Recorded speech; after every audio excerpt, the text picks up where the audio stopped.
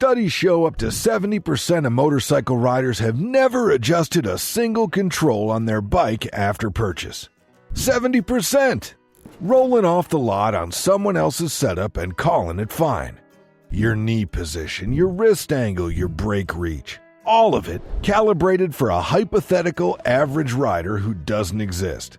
Meanwhile, you're compensating every mile, building bad habits into muscle memory one ride at a time. Section 9 is the one that's gonna hurt because you've been riding it wrong for years and you've gotten comfortable with wrong. Number 1, your bike doesn't just fit because you bought it. Motorcycle ergonomic setup, the thing every rider skips and every experienced rider eventually realizes was costing them comfort, control, and reaction time from day one. Manufacturers build for averages. A hypothetical median rider. Average height, average arm length, average inseam, average boot size. That rider doesn't exist. You're taller or shorter. Longer in the torso or the legs, wider in the shoulders or narrower. You have a dominant hand, an old injury, a size 14 boot that hangs off the peg. You bought the bike, you rode it home, you called it fine. It wasn't fine, you just adapted. Humans are extraordinarily good at adapting to discomfort, which is exactly why bad ergonomics survives 5,000 miles without being fixed. Your body compensated. Your technique bent around the problem. Your muscle memory locked it in. Here's the truth. Every adjustment you didn't make on day 1 became a habit by month 3. And habits at speed have consequences. The rental car analogy kills it every time. You get in a rental, the first thing you do is move the seat, adjust the mirrors, set the wheel. Takes 90 seconds. Nobody questions it. Motorcycle fit and ergonomics adjustments take the same 90 seconds, and most riders never do it once in the life of the bike. That's not a minor oversight. That's thousands of miles of compensating for a setup that was never yours. Keep watching until section 9. That's where it gets uncomfortable. Number 2. Knee position is the first red flag. Motorcycle knee position and hip ergonomics, the fit check that takes 30 seconds and reveals whether your bike is working for your body or against it. Sit on the bike, feet on the pegs. Now, look at your knees. Are they sitting naturally against the tank, or are they flared out, pushed wide by a fairing that wasn't designed for your femur length? Are they jammed inward, fighting for space that isn't there? Most riders never check. They sit down, grab the bars, and go. The knees end up wherever the bike puts them, and that becomes the position for the next 10,000 miles. Here's the problem. Flared knees mean stress on your hip flexors. Not immediately, not dramatically, gradually. Over an hour, 2 hours, a long day in the saddle. The tension builds in exactly the joints you need relaxed and responsive. By the time you feel it, the fatigue is already affecting your riding. Hip flexor fatigue isn't a comfort issue. It's a control issue. Tense hips change how you weight the pegs, how you move on the bike, how you respond to what's happening underneath you. Here's a kicker. Motorcycle knee and hip position ergonomics is the single fastest indicator of whether a bike fits a specific rider. And it's the check that most dealerships never perform before handing over the keys. Your femur length is fixed. The bike's fairing isn't going anywhere. If your knees don't fit, you don't fit. So don't buy the bike. Number 3, foot size can ruin everything. Motorcycle foot position and peg ergonomics, the fit problem nobody mentions at the dealership and everybody discovers somewhere on the highway at speed. Boot size matters on a motorcycle, not in a vague general way. In a specific mechanical, this is affecting your braking way. Here's how this plays out. You got a size 12 boot. The peg is positioned for an average foot. Your toe hangs past the brake pedal at rest, which means every time you want to use the rear brake, you have to lift, activate, and reset. 3 movements instead of 1. In a normal riding, that's inconvenient. In an emergency, it can turn into panic. Bigger boot also means your foot position is dictated by the bike's geometry, not by what's natural for your body. You're not choosing where your foot sits, the peg is choosing for you.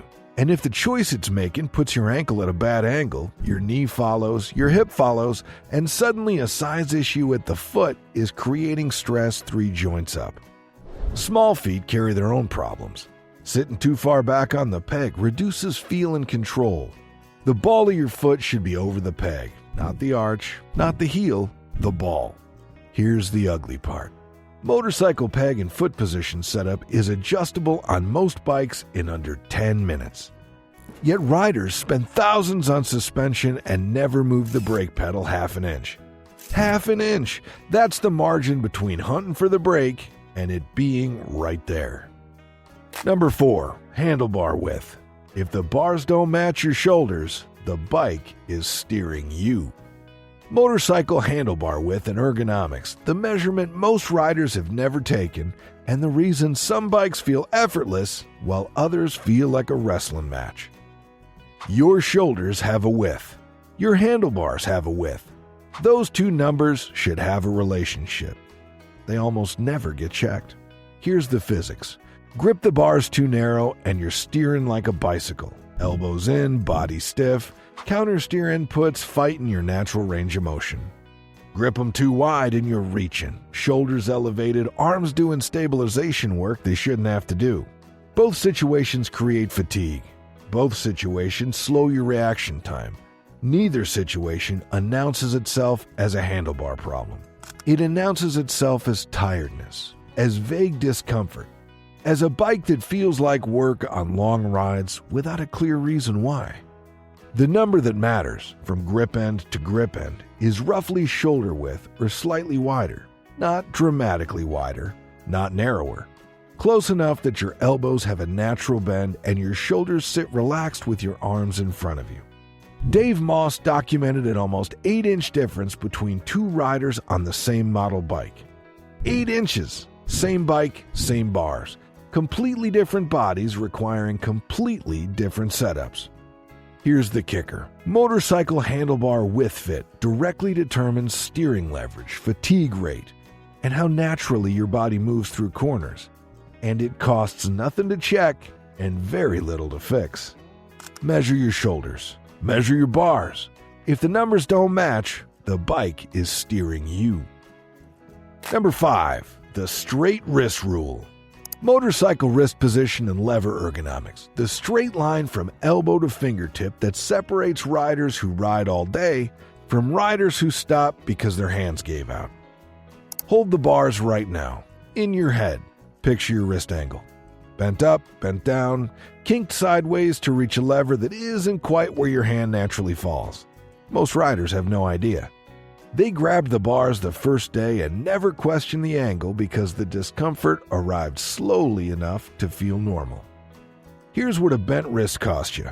Numbness in the fingers, tingling in the thumb, forearm pain that builds over an hour and becomes the reason you stopped for coffee you didn't actually want. Long ride fatigue that you blamed on the seat, or the wind, or getting older, when the real cause was a wrist angle that could have been fixed in 90 seconds with a hex key. A straight line, elbow to wrist to knuckle to fingertip. That's the target. Not dramatic, not aggressive, just straight, neutral. No pressure points, no compression, no restriction on blood flow through a joint that's been kinked for 5,000 miles. The kink feels like nothing. It is nothing for the first 30 minutes. Here's the ugly part. Motorcycle wrist alignment and lever angle setup is the most correctable ergonomic problem on any bike. And it's the one that causes the most cumulative physical damage because nobody fixes it until the pain becomes impossible to ignore. Straight line. Every time, no exceptions. Number 6. Brake lever position can double your reaction time. Motorcycle brake lever position and setup, the single adjustment that has the most direct relationship with stopping distance, panic response, and whether you make it through the situation in front of you. Here's the sequence nobody thinks about until it's too late. You're riding. Something happens. Your brain sends the signal. Your hand moves for the brake. If the lever is in the wrong position, too high, too far out, or angled away from your natural grip, your hand has to travel to find it.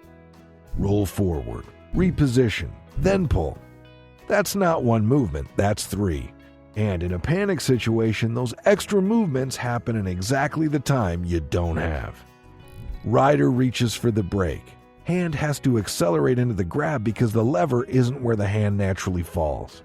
You're adding throttle input on the way to braking. In a crisis, that's not nuance. That's a crash waiting on the right conditions. The fix is simple. Lever angled so your wrist stays straight when you reach for it. First knuckle of your index finger just over the edge. Pull comes naturally.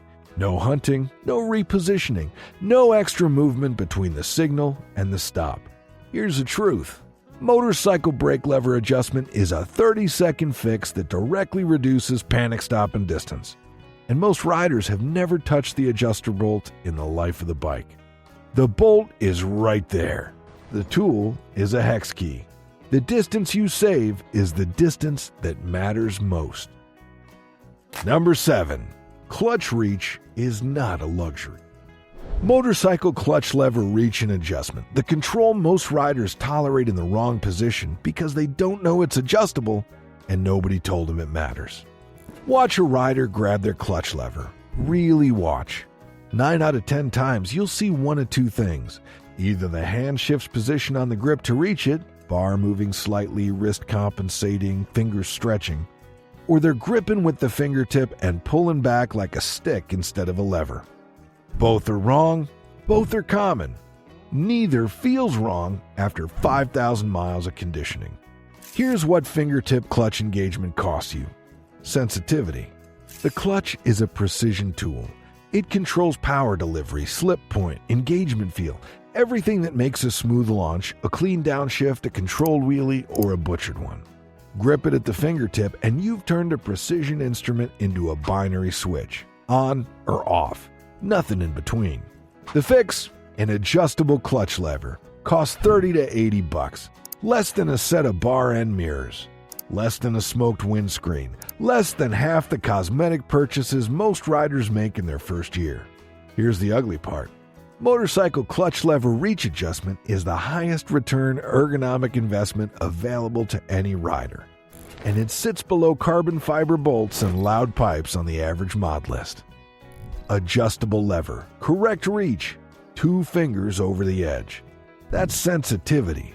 That's control. Buy the lever before you buy anything else. Number 8. Asymmetry is normal. Ignoring it isn't.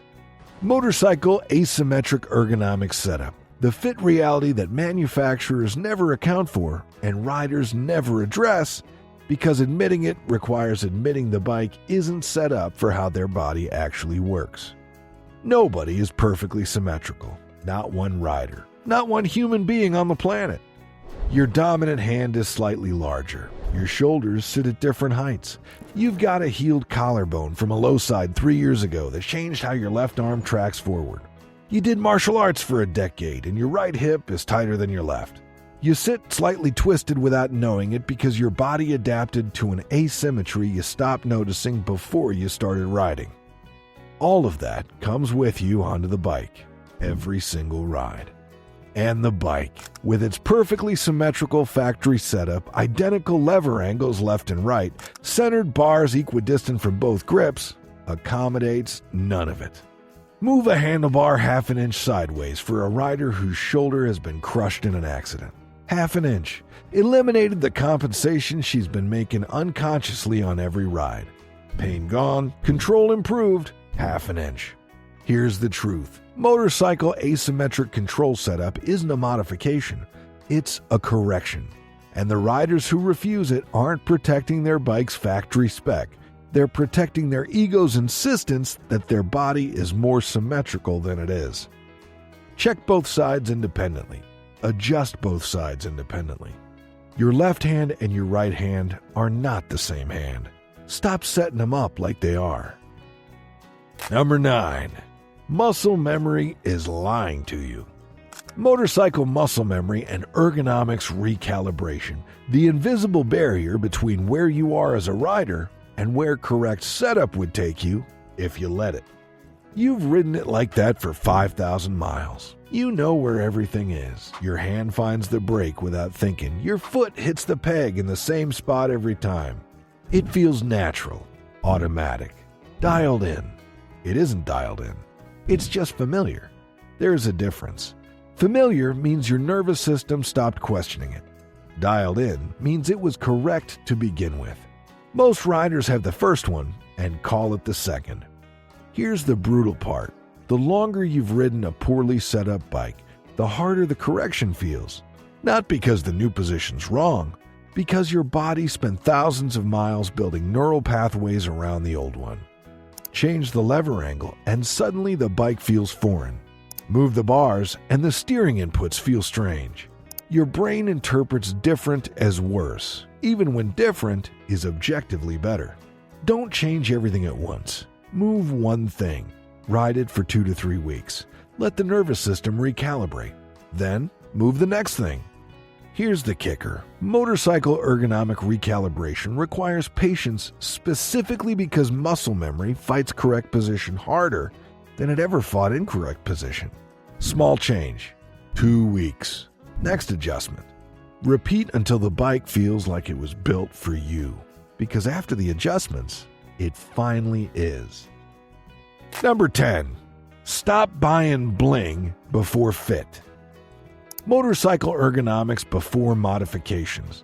Purchasing priority that separates riders who go faster from riders who go broke trying to look like they do. Here's the pattern. Rider buys bike. Rider buys exhaust. Rider buys smoked screen, bar end mirrors, frame sliders, carbon fiber bits that save 12 grams and cost $300. Rider posts it on Instagram. Rider still has numb fingers at the 2-hour mark and wonders why long rides feel like work. The clutch lever that would fix the reach problem cost $50. It's still stock. Took a fully blinded Yamaha R6 to the track, bling to the limit, unrideable. Every cosmetic dollar spent before a single ergonomic dollar. The bike looked fast. It wasn't rideable fast. That's not an isolated case. That's the default purchase sequence for most riders. And the industry is perfectly happy to keep it that way because cosmetic mods sell easier than correct lever reach. Here's the ugly part. Motorcycle performance modifications deliver zero return on investment if the rider can't access the controls correctly. And most riders are accessing their controls incorrectly on a bike they spent $2,000 customizing. Comfort first. Control second. Speed comes after. In that order, every time, no exception. Adjustable levers. Correct bar width. Straight wrists. Brake lever where your hand actually falls. Do all of that first, then buy the pipe. The pipe won't make you faster anyway, but that's a different video. Motorcycle ergonomics setup. 10 adjustments, 1 afternoon, $0 in most cases. Your bike has been waiting for this since the day you bought it. Move the levers, check the knees, match the bars to your shoulders. Give the muscle memory 2 weeks to catch up, then do it again until it's right. Subscribe to Old Man's Ride. New videos every week on the setup, skills, and hard truths that make you a better rider without spending $1 you don't need to. Fit the bike, own the ride.